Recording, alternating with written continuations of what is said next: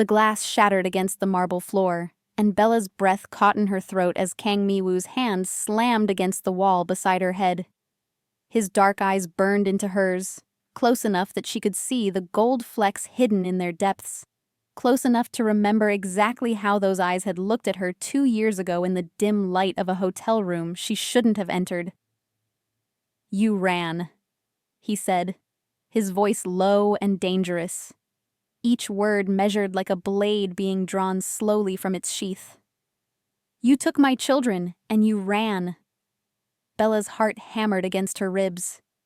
She pressed her palms flat against the cold window behind her, the lights of Seoul glittering 40 stories below like fallen stars. "I didn't know they were yours. I didn't know anything about you." Liar. The word was soft, almost gentle, but it cut deeper than any shout. Mi-woo leaned closer, and she could smell his cologne. Cedar and something darker, more dangerous. "You knew exactly who I was. That's why you disappeared." Before we go further, hit like and subscribe. You won't want to miss what happens next. But it actually began 2 years earlier, in a London office that smelled of desperation and dying dreams. Bella's hands trembled as she stared at the eviction notice taped to her apartment door. 3 months behind on rent. Final warning. She'd known it was coming, had felt it approaching like a storm on the horizon, but seeing the words in black and white made it real in a way her late-night panic couldn't. Inside the cramped flat, her business partner Maya was pacing. "We need a miracle, Bells. The investors pulled out. The clients are leaving. We're drowning." Bella sank onto the worn sofa, her head in her hands. 2 years of building their marketing firm from nothing, of working 18-hour days and sacrificing everything, gone. "There has to be something we can do." "There is." Maya's voice was strange, careful. "But you're not going to like it." Bella looked up. Maya was holding her phone, her dark skin illuminated by the screen's glow. "I got an email this morning from a company in Seoul. They want to hire us for a 3-month consultation project. The pay would cover all our debts and then some." Hope flickered in Bella's chest. "That's amazing. Why wouldn't I like it?" "Because you'd have to go to Seoul, alone, for at least a month to start." Maya paused. "And the company is called Phoenix International. They're a logistics and trade conglomerate. But Bella, there are rumors. Dark ones." "What kind of rumors?" "The kind that involve men in expensive suits and problems that disappear quietly." Maya sat beside her, taking her hand. "I'm not saying they're criminals. I'm saying they move in circles where the rules are different." Bella closed her eyes.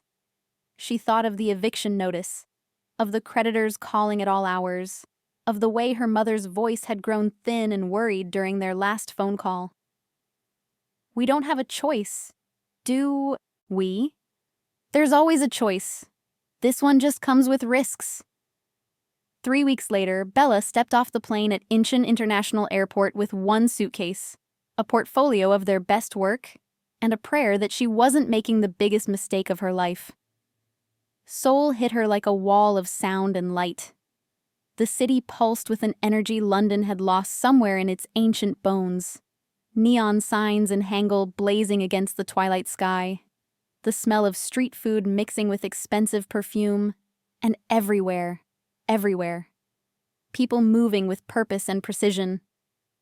The car that picked her up was a black Mercedes with windows so dark she couldn't see inside until the driver opened her door.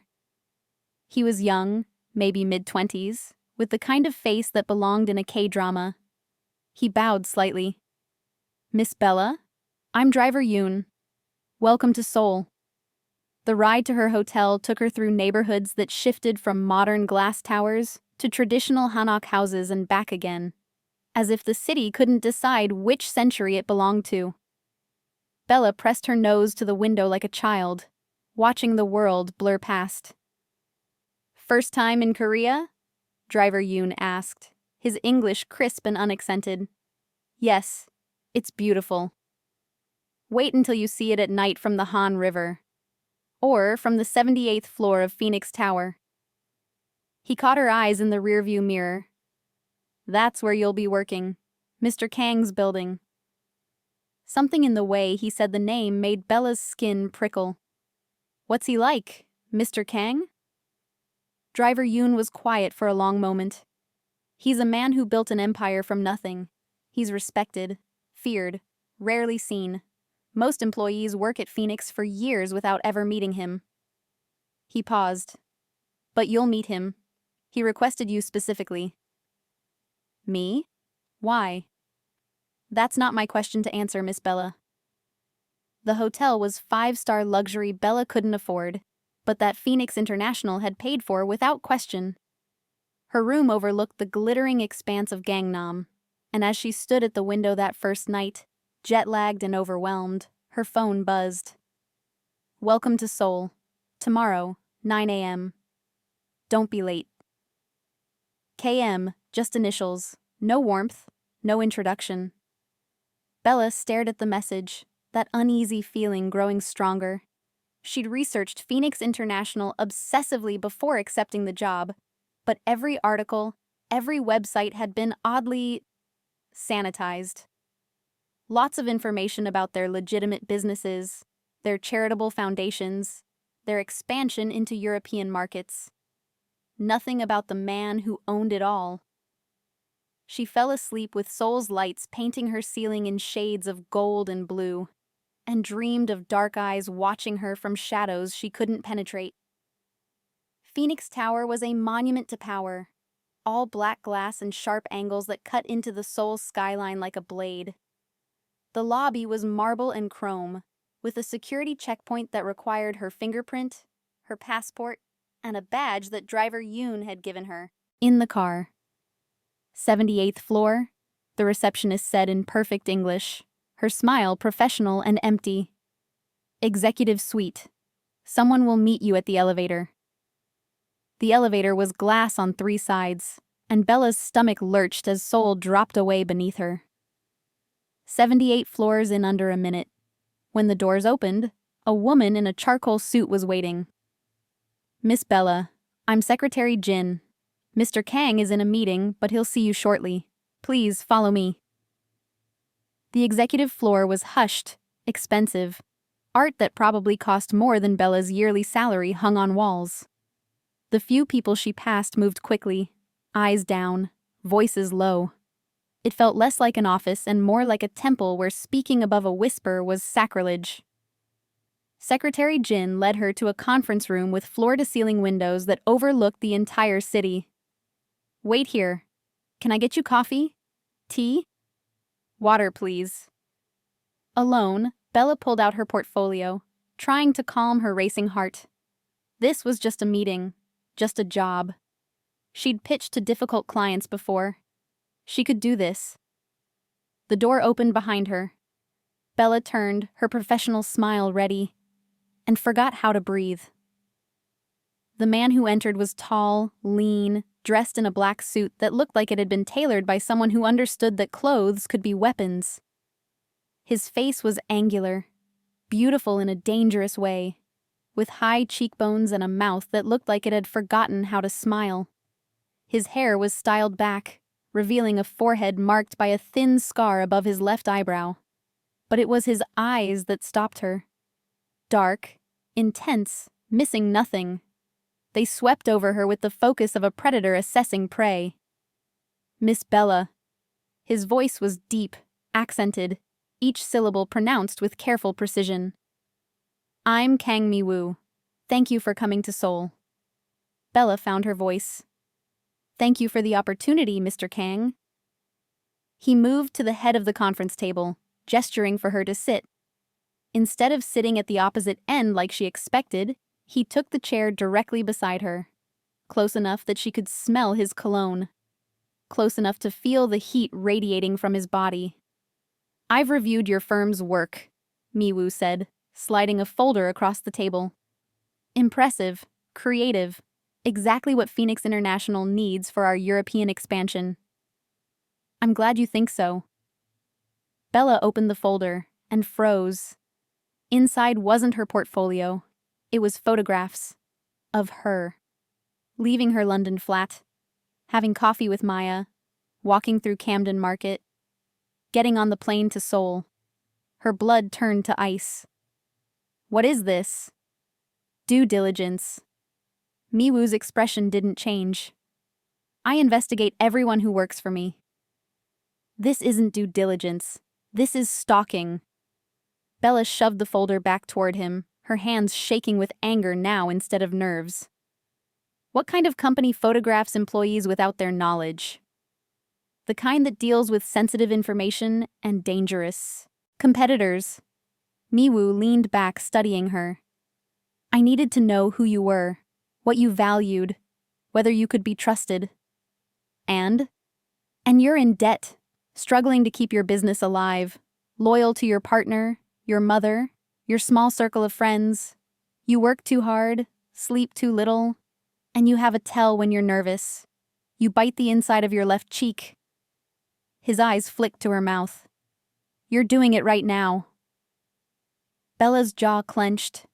She forced herself to stop. If you wanted to intimidate me, congratulations. But I don't work for people who treat me like a criminal before we've even started. She stood, gathering her things. This was insane. She'd fly back to London today. Consequences be damned. But Miwoo's hand caught her wrist, not roughly, but firmly enough to stop her. Sit down, Miss Bella. Let go of me. Sit down, and I'll explain. His grip loosened, but he didn't release her. Please. The please surprised her. It sounded foreign in his mouth, like a word he wasn't used to saying. Against her better judgment, Bella sat. Miwoo released her wrist and stood, moving to the windows. With his back to her, he looked almost vulnerable. Almost. 2 years ago, he said quietly, I lost someone. Someone I was supposed to protect. A rival organization targeted her to get to me, and I didn't see it coming until it was too late. He turned, and there was something raw in his eyes now. I won't make that mistake again. Everyone who enters my world gets investigated. Not to intimidate them, to protect them. Protect them from what? From the consequences of being connected to me. He moved back to the table, pulled out his phone, and showed her the screen. It was a news article. Heiress found dead in Han River. Suspected gang activity. The woman in the photo was young, beautiful, smiling at the camera with the kind of joy that came from not knowing what was waiting for her. Her name was Park Soo-jin, Miwoo said, his voice carefully neutral. She was my fiancée, and she died because I underestimated my enemies. Bella's anger deflated, replaced by something sadder. I'm sorry. Don't be. Just understand that when I investigate people, it's not cruelty. It's necessity. He pocketed the phone. Now. You can leave and I'll wire enough money to cover your business debts. No strings. Or you can stay, work on this project, and I'll pay you triple what we initially offered. But if you stay, you follow my security protocols. You don't go anywhere without Driver Yoon. You don't share information about Phoenix International with anyone. And you trust that everything I do for a reason. Bella should have left. Every instinct screamed at her to walk away from this dangerous man and his shadowed world. But she thought of Maya, of her mother, of the life she'd been trying to build from nothing. Triple? She asked quietly. Triple. And if I have questions about what Phoenix International really does? Miwoo smiled, a small, sharp thing that didn't reach his eyes. Then I'll answer them honestly. I won't lie to you, Miss Bella, though you may wish I had. She took a breath. Okay, I'll stay. Good. He extended his hand. Then we have a deal. When Bella shook it, his hand was warm, strong, and she felt something electric pass between them, a connection she couldn't name but couldn't ignore. What she didn't know was that Kang Mi-woo had been waiting for this moment for 2 years, that this meeting wasn't the beginning of their story. It was the second chapter, and the first chapter had ended with blood, lies, and a night neither of them was supposed to remember. The first week at Phoenix International passed in a blur of meetings, presentations, and 12-hour workdays that left Bella exhausted but exhilarated. Miwoo was demanding, perfectionist, and rarely satisfied, but he was also brilliant. Every suggestion he made improved their campaign. Every question he asked revealed gaps Bella hadn't seen. And he was always there. Not hovering, not micromanaging, but present in a way that made her hyper-aware of his existence. When she presented to the executive team, his eyes never left her face. When she worked late, he was still in his office, door open, the light from his desk lamp spilling into the hallway. When she asked questions, he answered with a patience that surprised her. "You're not what I expected," Bella said one evening. They were alone in the conference room, reviewing market research data at nearly midnight. Seoul glittered below them, beautiful and indifferent. Miwoo looked up from his laptop. "What did you expect?" "Someone colder, more corporate tyrant, less..." She gestured vaguely at him. "Human?" A ghost of a smile crossed his face. "I can be that too. When necessary." "Why do I get the feeling you're being nice to me specifically?" "Because I am." He closed his laptop, giving her his full attention. "Most employees don't question me. They follow orders, collect their paychecks, and go home. You push back. You challenge my ideas. It's refreshing." Bella felt heat creep up her neck. "I can tone it down if..." "Don't." The word was sharp. Never dull yourself for anyone. Especially not me. The moment stretched between them, charged with something Bella didn't want to name. She looked away first. "It's late, I should go. Driver Yoon is waiting downstairs. I can take a taxi." "No." Miwoo's voice went hard. "You use Driver Yoon. That's non-negotiable." "Why? Seoul is safe. I'm a grown woman who can..." "Seoul is safe if you're not connected to me." He stood, moving to the windows. "There are people who would hurt you simply because you work for Phoenix International. Because you've been seen with me. That's the reality of my world, Miss Bella. Accept it or leave." The edge in his voice was new. Real fear, barely contained. Bella studied his reflection in the glass. "Has someone threatened me?" "Not yet. I'd like to keep it that way." That night, lying in her hotel room, Bella pulled out her phone and did something she'd been avoiding. She searched for Kang Mi-woo beyond the sanitized corporate information. What she found made her blood run cold. Forums, Reddit threads, whispered speculation about Phoenix International being a front for Seoul's most powerful crime syndicate. About Kang Mi-woo being the invisible hand that controlled the city's underground. About people who crossed him vanishing without a trace. Nothing proven, nothing official, just shadows and whispers, and a growing sense that she'd walked into something far more dangerous than a simple consulting job. Her phone buzzed. Unknown number. "You're searching. Stop. Some things are better left unknown." KM. Bella's hands shook. He was monitoring her internet activity. Of course he was.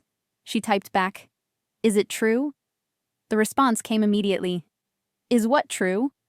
Are you a criminal?" 3 minutes passed. 5. Then, "Tomorrow, dinner. I'll answer every question you have. But not over text." Bella stared at the message. She should refuse. Should pack her bags and fly home tonight. Instead, she typed, "Where and when? My penthouse. 8 p.m. Driver Yoon will collect you." And despite every warning bell in her head, despite knowing she was making a mistake, Bella sent back, "I'll be there." Miwoo's penthouse was everything Bella expected and nothing she was prepared for. The space was massive, floor-to-ceiling windows on 3 sides offering a 270-degree view of Seoul. Furniture that looked like modern art. A kitchen that probably cost more than her entire flat in London. But it was also surprisingly warm. Books in Korean and English lined one wall. A jade plant sat on the kitchen counter, well tended. Soft jazz played from hidden speakers. This wasn't a showroom. Someone actually lived here. Miwoo appeared from what she assumed was the kitchen, wearing dark slacks and a white dress shirt with the sleeves rolled to his elbows. No tie. No jacket. He looked younger this way, less intimidating. "You came," he said, and there was genuine relief in his voice. "You said you'd answer my questions." "I will. But first, dinner. You've been living on convenience store kimbap and vending machine coffee. I can't have you collapsing from malnutrition." The table was set simply. White plates, silver chopsticks, and food that smelled incredible. Bibimbap, grilled mackerel, kimchi, and several banchan dishes Bella didn't recognize. "You cooked this?" she asked, surprised. "I find it calming. Sit." They ate in silence for a few minutes. The food was delicious, and despite her anxiety, Bella found herself relaxing. Finally, Miwoo set down his chopsticks. "Ask. Are you a criminal? Define criminal. Don't play word games with me." Miwoo leaned back, his dark eyes steady on hers. "I run a logistics empire that moves goods across international borders. Some of those goods exist in legal gray areas. Some of those movements avoid certain taxes and regulations. Some of my business partners are men who would fail background checks." He paused. "Do I traffic drugs? No. Weapons? No. People? Absolutely not. Do I occasionally move money that governments would prefer stayed visible? Yes. Do I control territory in Seoul that the police pretend not to see? Also yes. So you're a crime boss. I'm a businessman who operates in spaces where legality is flexible." He poured them both tea. "The world isn't divided into heroes and villains, Miss Bella. It's shades of gray, and I've chosen my shade." "And Park Soo-jin, your fiancé? Did she know what you were?" Pain flickered across his face. "Yes, she knew everything, and she loved me anyway." His voice went quiet.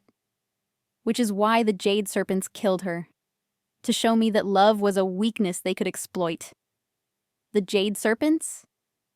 A Chinese-Korean organization trying to expand into Seoul. They wanted my territory, my connections. When I refused, they took her. Miwoo's hands clenched on the table. "I found her 3 days later. Too late." Bella's throat tightened. "I'm sorry." "Don't be. Be smart. Because now you know what I am. You have a choice. Walk away tonight, and I'll ensure you're never connected to Phoenix International again. Or stay, and accept that my world comes with risks. Why do you even want me here? You could hire any marketing firm in the world." Miwoo was quiet for a long moment. Then, "Because 2 years ago you saved my life, and I've been trying to repay that debt ever since." Bella's heart stopped. "What?" "You don't remember. I didn't expect you to." He stood, moving to a cabinet and pulling out a folder. 2 years ago, London. You were having drinks with friends at a club in Shoreditch. I was there for business. The jade serpents had sent assassins. He slid the folder across to her. Inside were photos, grainy surveillance footage printed on paper. Bella recognized herself, younger, laughing with friends. And in the background, a man in a dark suit. Miwoo. "I didn't see the poison until it was too late. Someone had spiked my drink at the bar." His voice was eerily calm. "I was stumbling toward the exit when you appeared. You thought I was drunk. You kept asking if I was okay, if you should call someone. I tried to warn you off, but you were so determined to help this stranger." Another photo.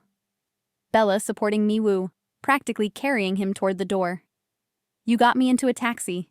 Demanded the driver take me to hospital. I told you the name of my hotel instead. Told you I just needed to sleep it off."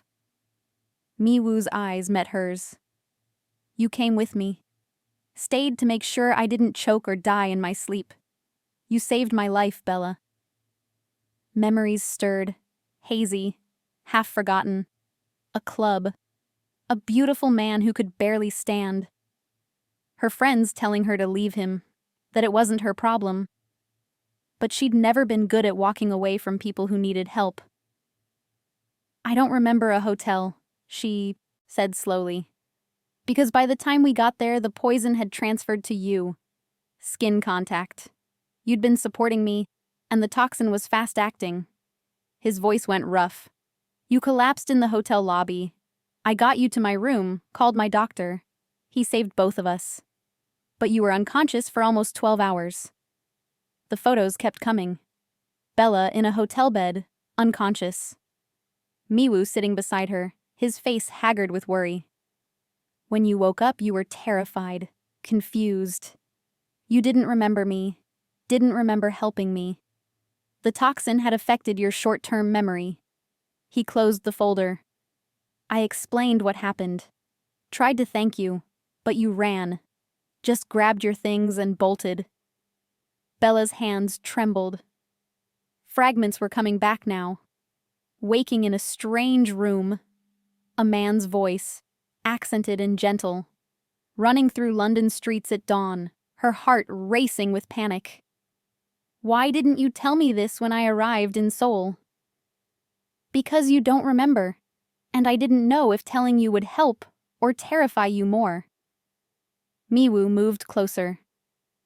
I spent 2 years looking for you, not to hurt you, to protect you. Because the Jade Serpents know you helped me.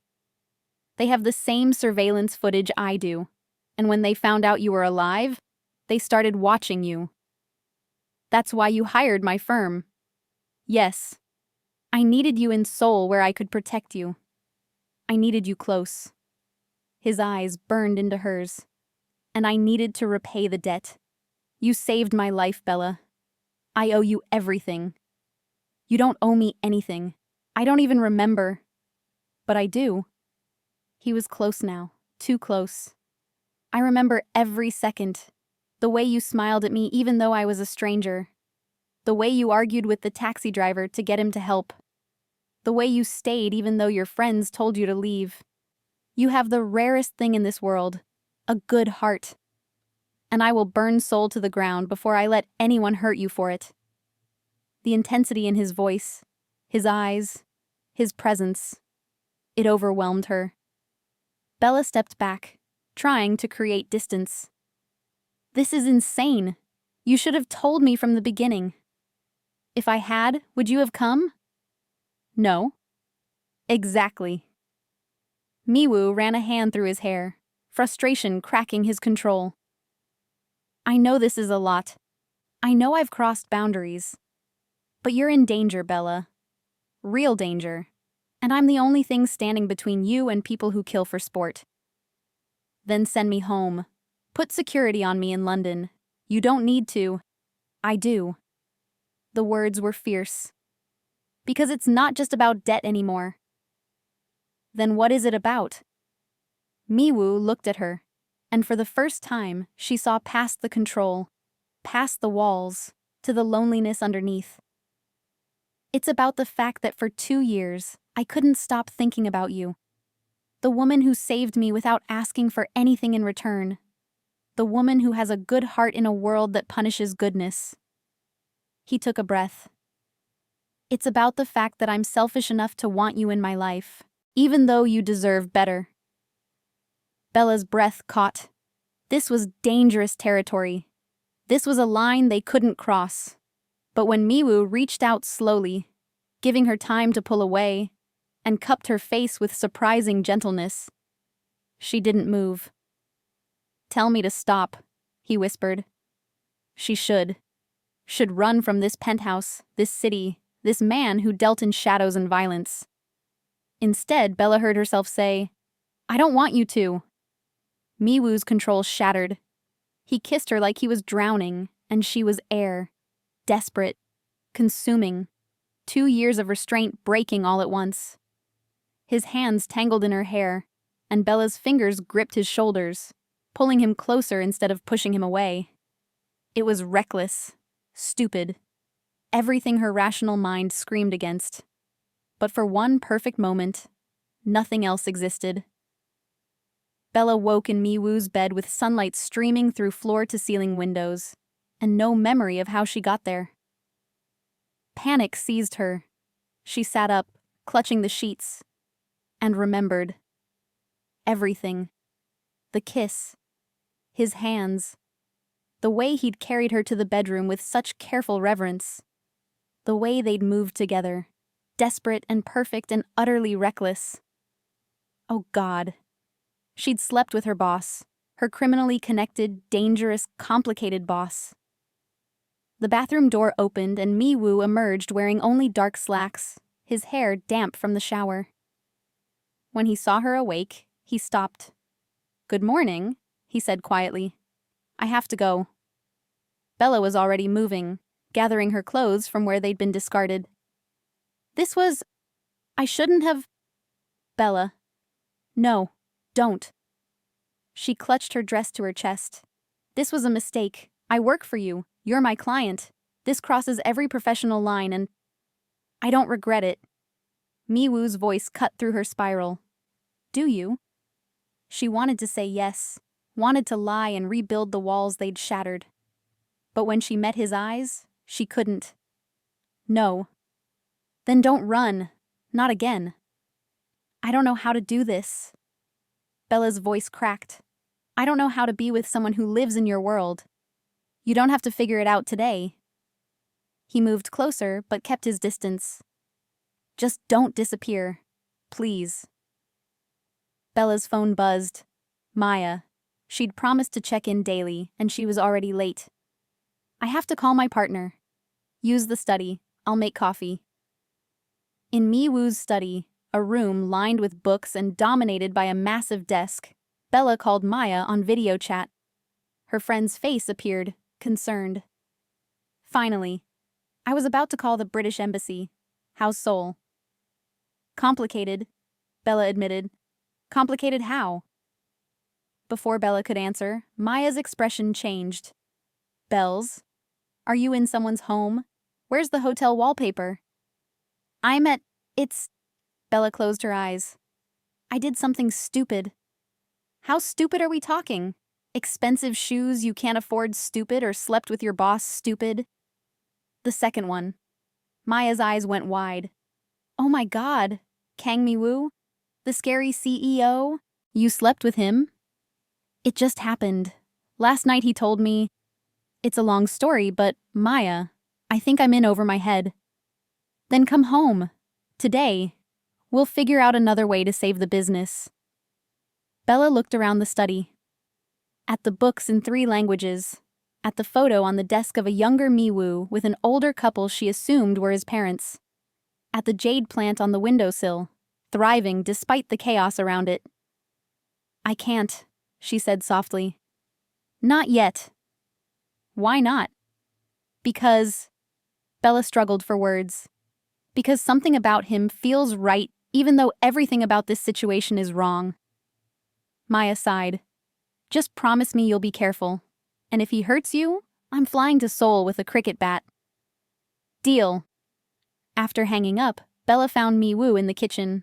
He'd made coffee and put together a simple breakfast. They ate in careful silence until he said, What happens now? I don't know. I want you to stay, not just for the project, but because... He set down his cup.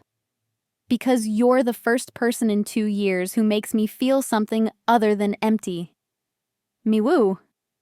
But I won't force you. If you want to go back to London, I'll let you. I'll protect you from a distance. Just don't ask me to pretend last night didn't matter. Bella's phone buzzed again. This time, an unknown number. She frowned, opening the text, and her blood turned to ice. It was a photo of her and Mi-woo, taken through his penthouse windows last night. And below it, a message in English. Pretty little bird. Such a shame she's flying too close to the sun. Perhaps we should clip her wings. Miwoo saw her face change. What is it? Wordlessly, she showed him the phone. His expression went cold. Lethal. He was on his phone immediately, speaking rapid Korean, his voice like ice cutting glass. When he finished, he turned to Bella. Pack, now. You're moving into the secure floor at Phoenix Tower until I end this. Who sent that? The people I've been protecting you from. He pulled her close, his voice fierce. I will fix this. I will keep you safe, but you have to trust me. How did they even find? They've been watching longer than I realized. Miwoo's jaw clenched. This is my fault. I should have been more careful. Maybe I should just go home. No. The word was absolute. That's what they want. They want me isolated, vulnerable. If you run, they win. The penthouse door burst open. 3 men in black suits entered, moving with military precision. Driver Yoon was among them, his usually gentle face now hard and focused. Boss, he said in English. Perimeter secured, but we need to move her. Now. What happened next was a blur. Bella was ushered into a private elevator, surrounded by guards. Miwoo stayed close, his hand at the small of her back, guiding her through corridors she'd never seen. They emerged in an underground garage where an armored SUV waited. Where are we going? Bella asked as they sped through Seoul's streets. Phoenix Tower has a residential level. Ultra secure. No windows, biometric locks, 24-hour guard rotation. Miwoo's hand found hers. You'll be safe there. For how long? As long as it takes. The residential level was actually a luxury apartment built like a fortress. Thick walls, reinforced doors, security cameras in every corner. Beautiful, but unmistakably a cage. I can't stay here indefinitely, Bella protested. I have work, a life. You have a target on your back. Miwoo's voice went hard. The jade serpents don't make idle threats. That message was a declaration of intent. Then why not just kill me already? Because death would be too quick. They want me to suffer first. His eyes held hers. They'll take you, hurt you, make sure I see every moment. That's how they operate. Bella's legs felt weak. She sank onto the sofa, trying to process. How long have you been living like this? Since Soo-jin died. Since I learned that caring about anyone makes them a target. He crouched in front of her, his hands covering hers. I shouldn't have let you get close. Shouldn't have been selfish. But I did. And now I'll do whatever it takes to protect you. Even if it means keeping me locked in a fortress? Even then. Bella pulled her hands free. That's not protection. That's imprisonment. Better imprisoned and alive than free and dead. The words were brutal in their honesty. For 2 days, Bella lived in the luxurious cage. Driver Yoon brought her clothes, toiletries, food from restaurants across Seoul. Secretary Jin checked in constantly, offering to arrange anything Bella needed. Miwoo visited every evening, bringing work so Bella didn't fall behind on the project. But the walls were closing in. On the 3rd night, Miwoo arrived later than usual, exhaustion carved into his face. I'm making progress, he said, pouring himself whiskey. 2 more days. Maybe 3. Progress toward what? Eliminating the threat. The casual way he said eliminating made Bella's stomach turn. You mean killing people? I mean ending a problem before it ends you. He met her eyes. Don't ask me to apologize for protecting you. I'm not asking you to apologize. I'm asking you to see that this isn't sustainable. You can't lock me away every time someone threatens you. Watch me. Miwoo.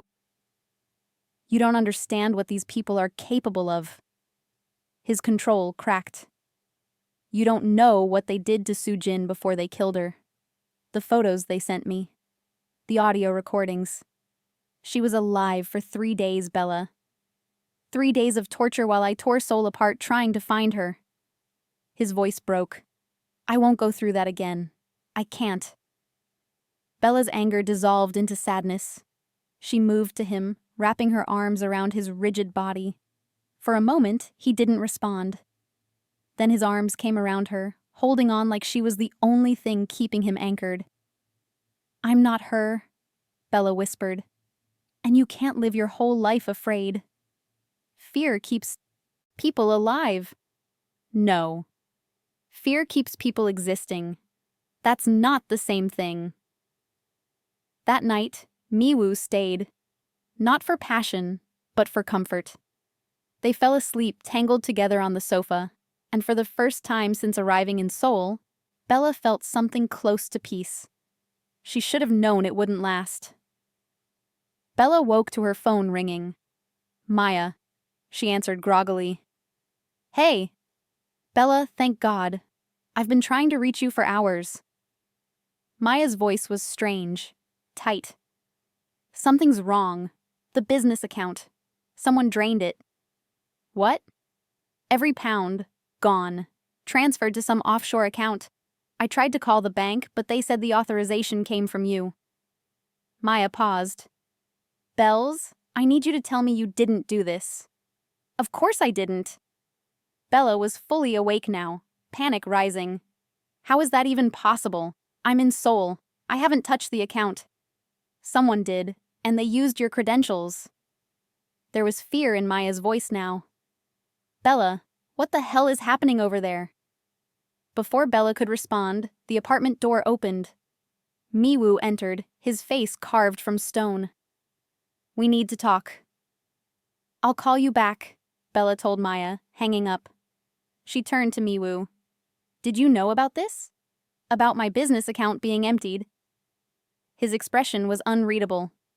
Yes. You... What? The world tilted. You knew someone was stealing from me, and you didn't. I didn't know. I did it. The words hung in the air like poison. Bella stared at him, unable to process what she'd just heard. What? Miwoo moved to the bar, poured himself whiskey despite the early hour. The Jade Serpents were planning to use your business as leverage. Threaten Maya, threaten your mother, force you to betray me. I removed their ammunition. By stealing my money? By securing it. The funds are in an account I control. Untouchable. When this is over, you'll get everyone back with interest. He took a drink. I did what was necessary. Bella's hands shook with rage. That's not your decision to make. That business is mine and Maya's. We built it from nothing. You had no right. I have every right. His voice went cold. You're under my protection. That means I make the calls. Protection. This is control. Call it whatever you want. You're alive because of the choices I've made. Choices you made without consulting me. Bella grabbed her jacket. I'm done. I'm leaving Seoul today. Miwoo stepped between her and the door. No. You can't keep me here against my will. Yes, I can, and I will. Until the threat is neutralized. They stared at each other, the space between them charged with fury and something darker. Betrayal. I trusted you, Bella said quietly, and I'm keeping you safe, even if you hate me for it. The lock on the apartment door clicked. Bella's blood ran cold. You're locking me in? For your own protection. This is kidnapping. This is survival. Miwoo moved toward the door. I'll be back tonight. We can discuss this when you've calmed down. Don't you dare walk out that door. But he did. And Bella was alone in the luxury prison, her business destroyed, her trust shattered, and her heart breaking in ways she hadn't thought possible. She spent the day pacing, furious, terrified, but also thinking. Miwoo was controlling, paranoid, willing to cross any line to protect her. But was he wrong? The Jade Serpents had sent that photo, had proven they could reach her anywhere. Maybe his methods were brutal, but his intentions, no. Bella stopped herself. Intention didn't excuse action. Good people didn't steal and imprison others for their own good. But the world Miwoo lived in wasn't built for good people. That evening, Miwoo returned with dinner from her favorite restaurant. He set it on the table, then stood there, waiting. "I'm not eating with you," Bella said coldly. "Then I'll wait until you're ready to talk." "There's nothing to talk about. You're a criminal who treats people like possessions. I was an idiot to think you were anything else." Pain flickered across his face. "You're right. I am all of those things. But I'm also the only thing standing between you and people who will do worse than steal your money. How do I know you're not the biggest threat of all?" The question hung heavy. Miwoo was quiet for a long moment. Then, "You don't. You have to choose whether to trust me. Trust is earned. You destroyed mine. Then let me rebuild it." He pulled an envelope from his jacket. "Here." Inside were documents, account information, passwords. "This is everything. Every account, every asset. I'm giving you complete access to the money I moved. You can transfer it back tomorrow if you want. Or you can let me keep it secure until this is over. Your choice." Bella stared at the papers. This was a peace offering, a surrender. Why? "Because you're right. I can't control you. Can't force you to trust me." His dark eyes held hers. "But I can show you that I'm trying, that I want to do better. For you." She wanted to throw the envelope in his face, wanted to demand he unlock the door and let her walk away. But looking at him, at the exhaustion in his face, the fear barely hidden behind his control, she saw something else. A man terrified of losing someone again. A man so broken by past trauma that he'd become the thing he hated. "I need time," Bella said quietly. "Take all you need. I'll be here." He left the apartment unlocked that night. Bella could have walked out, could have gone straight to the British embassy. Instead, she stayed. Not because she forgave him, but because she realized something terrifying. She was falling for him anyway. 3 days later, the threat ended. Bella didn't see it happen, but she felt it in the way the tension in Phoenix Tower evaporated. The guards at her door relaxed. Secretary Jin's smile became genuine, and Miwoo arrived at her apartment without the shadows in his eyes. "It's over," he said simply. "The jade serpents are gone. They won't be a problem anymore." Bella didn't ask what "gone" meant. She wasn't sure she wanted to know. "So I'm free to go?" "You were always free." He pulled out his phone, showed her the screen. "Your business account, fully restored, plus compensation for the disruption." The number made her dizzy. He'd added enough to cover 6 months of operating expenses. "You didn't have to." "Yes, I did. What I did was wrong. This doesn't fix it, but it's a start." Miwoo moved closer. "I know I have no right to ask this, but give me a chance, a real one, to prove I can be the man you deserve instead of the man I've become." Bella should have said no, should have taken the money, finished the project remotely, and never looked back. But when she looked at Miwoo, really looked at him, she saw past the crime boss, past the control, to the lonely man underneath. "One chance," she said. "But the first time you lie to me, the first time you try to control me, we're done. No second chances." Relief and something like hope crossed his face. "Deal." They took it slow after that. Real dates, restaurants, museums, walks along the Han River with driver Yoon trailing discreetly behind. Miwoo told her about his childhood, about building Phoenix International from a failing logistics company his father left him. About the moment he realized he'd crossed from legitimate businessman to something darker, and how he'd convinced himself it was necessary.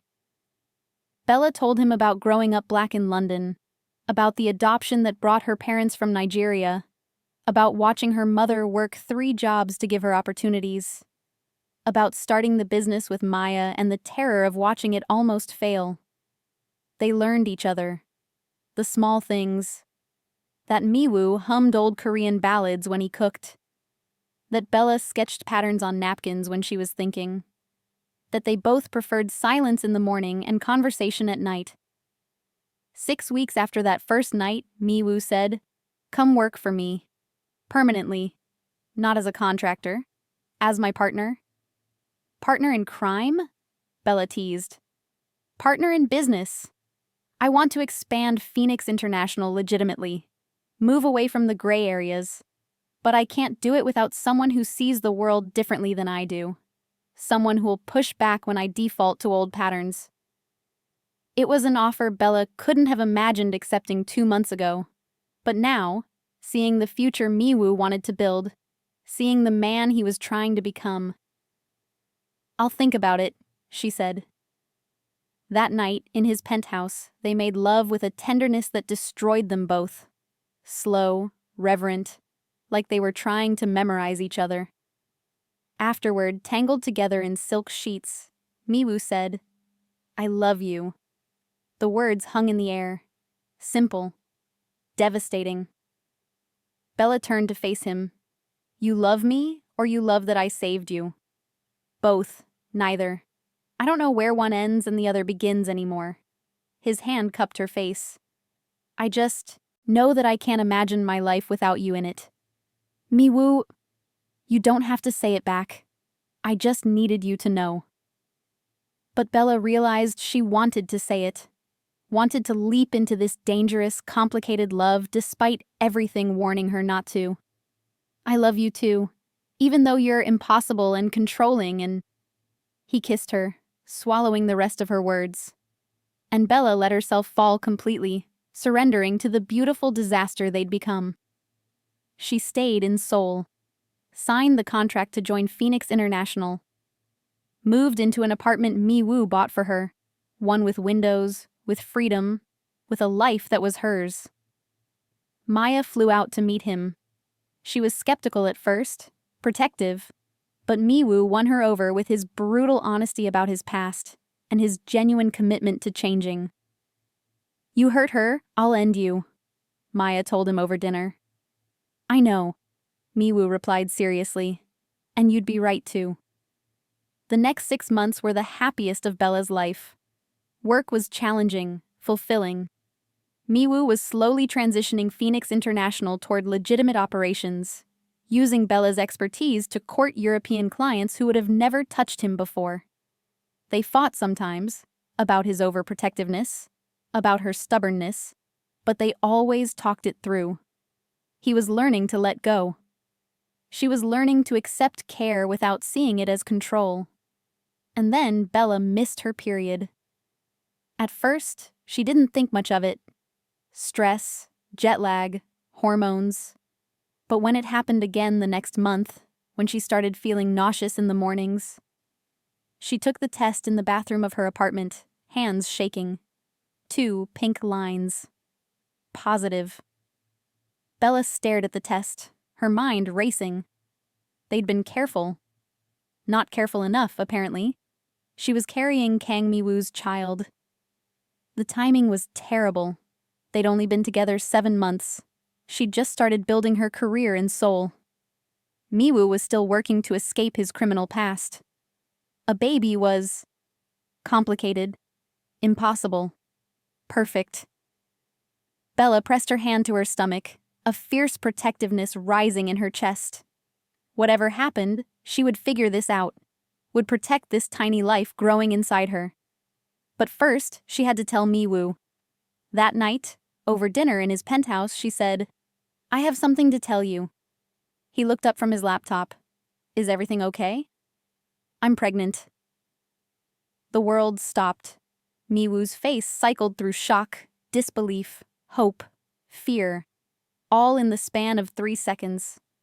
Then he was moving, crossing to her, pulling her into his arms like she might disappear. "You're sure?" His voice was rough. "Took 3 tests. All positive." He pulled back, his hands framing her face, his eyes shining with unshed tears. I'm going to be a father. Are you okay with that? Because I know this is fast and we didn't plan. I'm better than okay. He kissed her forehead, her cheeks, her lips. Bella, I love you. I want this. Want everything with you. Relief flooded through her. Really? Really? Then his expression shifted into something more serious. But this changes things. You can't live alone anymore. It's not safe. Miwoo? I'm not trying to control you, but our child... His hand moved to her stomach. They'll be a target. We both know that. Let me protect you properly. Move in with me. Let me hire security. Let me... Okay. He blinked. Okay?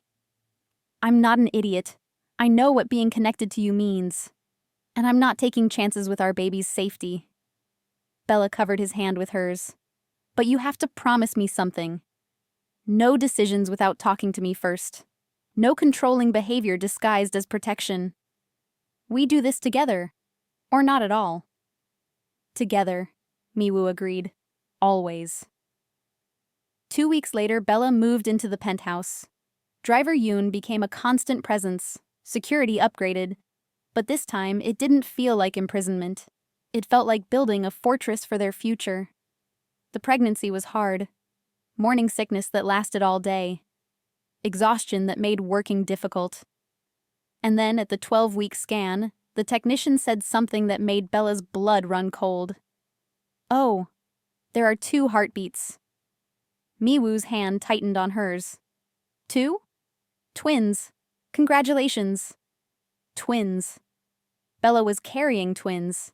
The news should have been joyful, but all she could think about was the danger. 2 targets instead of 1. That night, Miwoo held her as she cried. I'm scared, she admitted. What if something happens? What if I can't protect them? You won't be alone. We'll protect them. Together. He kissed her temple. And I swear to you, Bella, I will never let anything happen to you or our children, even if it costs me everything. It was a promise she believed. A promise that terrified her. Because in Miwoo's world, promises like that came with blood and sacrifice. But for their children, Bella would pay any price. Would walk through any fire. Would become whatever she needed to be to keep them safe. Even if it meant becoming someone she didn't recognize. At 5 months pregnant, Bella's world shifted again. She was in Phoenix Tower, waddling through a meeting with European distributors, when Secretary Jin pulled her aside. Mrs. Kang? I'm not Mrs. Kang yet, Bella interrupted gently. Miwoo had proposed, but they'd agreed to wait until after the babies were born. My apologies, Miss Bella. Mr. Kang needs you in his office. It's urgent. The tone made Bella's stomach drop. She excused herself, moving as quickly as her pregnant body allowed. When she entered Miwoo's office, he was standing at the window, his posture rigid. What's wrong? He turned, and she saw it immediately. That old fear in his eyes. The shadows creeping back. We have a problem. The jade serpents are gone. You said... Not them. Something worse. He pulled up something on his tablet, showed her. It was a financial document. Dense. Complicated. But one number stood out. A massive payment, made from Phoenix International to an offshore account. 2 years ago, the same week Bella had helped Miwoo in London. I don't understand, she said slowly. That night in London, when you saved me. It wasn't random. Miwoo's voice was carefully neutral. The jade serpents didn't just poison me. They orchestrated the entire situation, including making sure you were there. Bella's world tilted. What? Your friends that night. The ones who invited you to that club. One of them was being paid by the jade serpents. They researched you, found someone with a good heart who couldn't walk away from people in trouble. He pulled up another document. A dossier. On her. From 2 years ago. They knew you'd help. Knew you'd get me to safety. and they counted on the toxin affecting both of us. Why would they want me to save you? Miwoo's expression was anguished. Because they needed leverage. Someone connected to me but innocent enough that I'd protect at all costs. They planted trackers in your clothes that night, monitored you for months, and when they realized I was searching for you, they knew you'd want to repay the debt. Bella felt sick. So everything, hiring my firm, bringing me to Seoul, was me falling into their trap. Miwoo moved to her, his hands gentle on her shoulders. But I didn't know. I swear to you, Bella. I thought I was protecting you. You thought you were repaying a debt that was manufactured. She laughed bitterly. We're not a love story. We're a con. No. The word was fierce. What they created was a scenario. What we became, what we feel, that's real. I love you, Bella. That's not fake. How do I know? How do I know anything about us is real when it all started with lies? Miwoo had no answer. The silence stretched between them, heavy with betrayal. Bella's hands moved to her stomach, to the twins growing inside her. Children conceived from a relationship built on manipulation and manufactured debt. I need time. I need to think. Of course, take all the time you need. But Bella, his voice cracked. Please don't leave. Not with my children. Not when you're this vulnerable. Your children. She heard the possessiveness in his voice, and it grated. They're my children too. I didn't mean... I know what you meant. Bella moved toward the door. I need space. Real space. Not space in your penthouse or in your security bubble. I need to figure out who I am outside of your world. That's not safe. I don't care.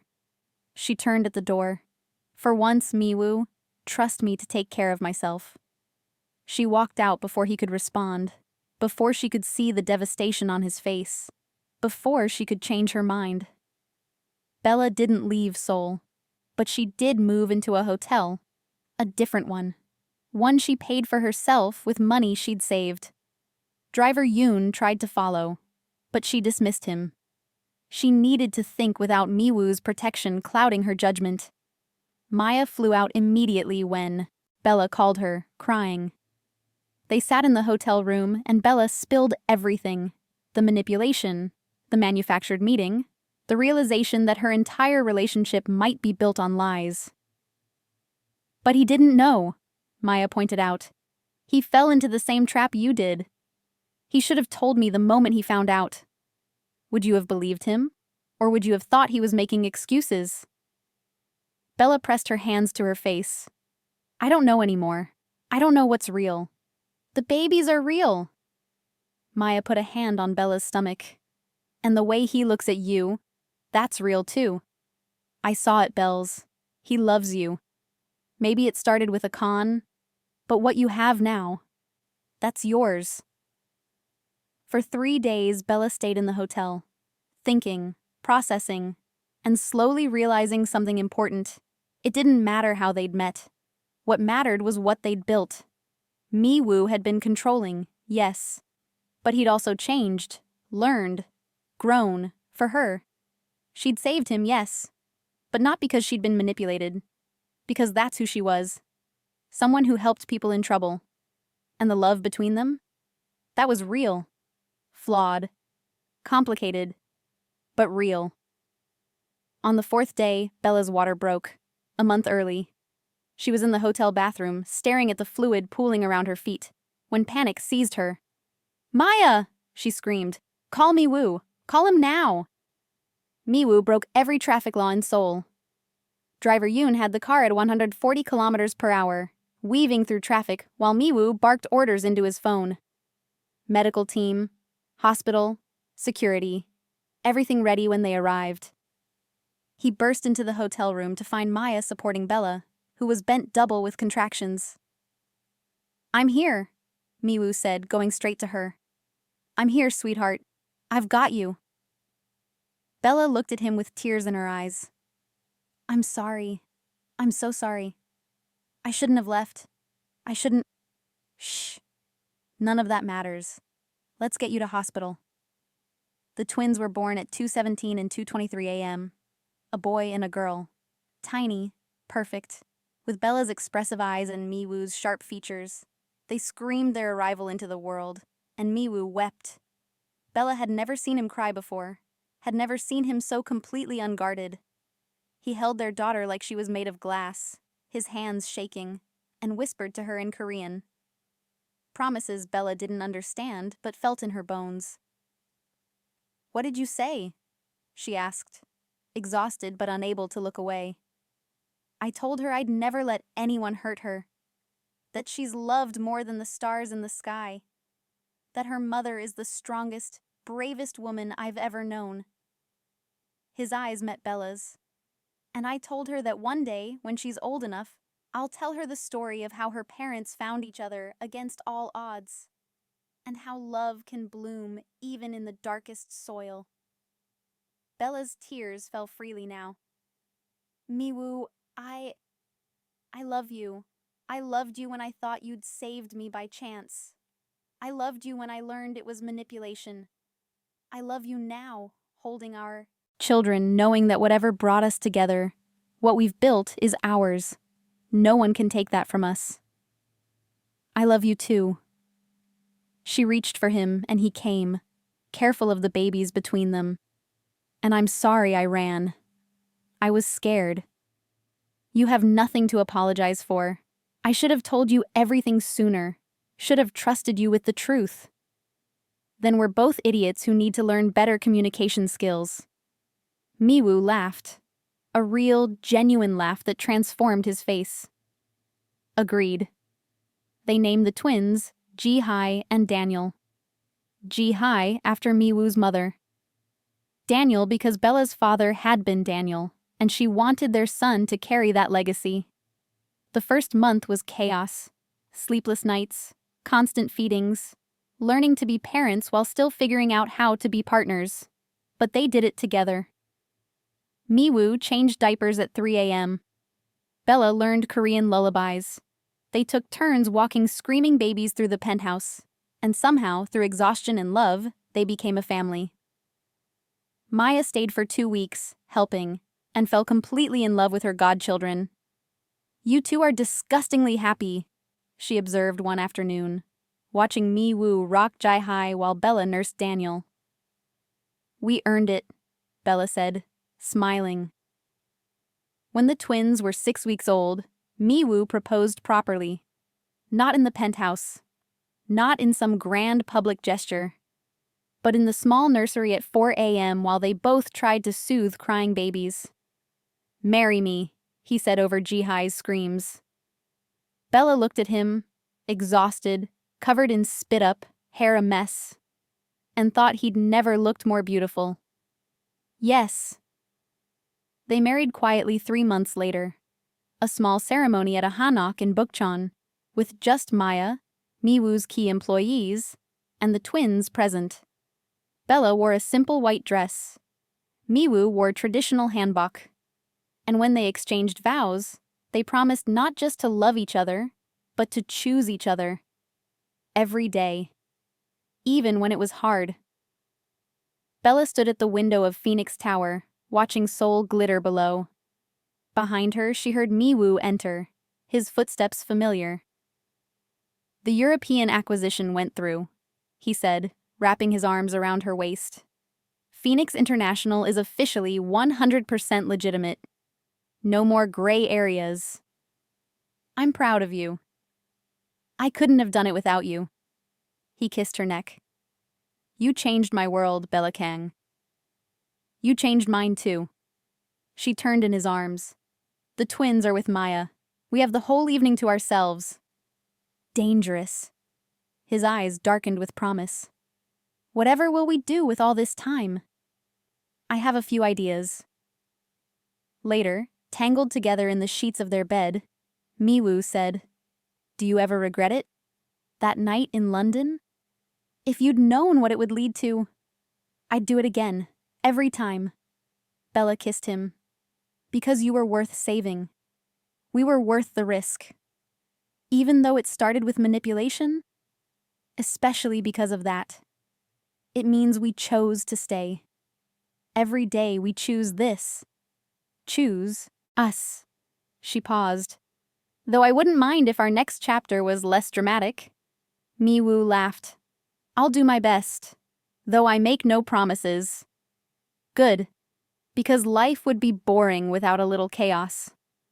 Outside, Seoul continued its endless dance of light and shadow. And inside the penthouse, two people who'd found each other through manipulation, danger, and impossible odds held tight, building a future one choice at a time. Because sometimes the worst beginning leads to the perfect ending. Sometimes manufactured fate becomes real love. And sometimes saving a stranger's life means saving your own. He bought her company to protect her. But the truth behind why they met will shatter everything she believes. What would you do if you discovered your love story was manufactured? Tell me in the comments. Don't just leave. Hit subscribe right now so you never miss the next twist.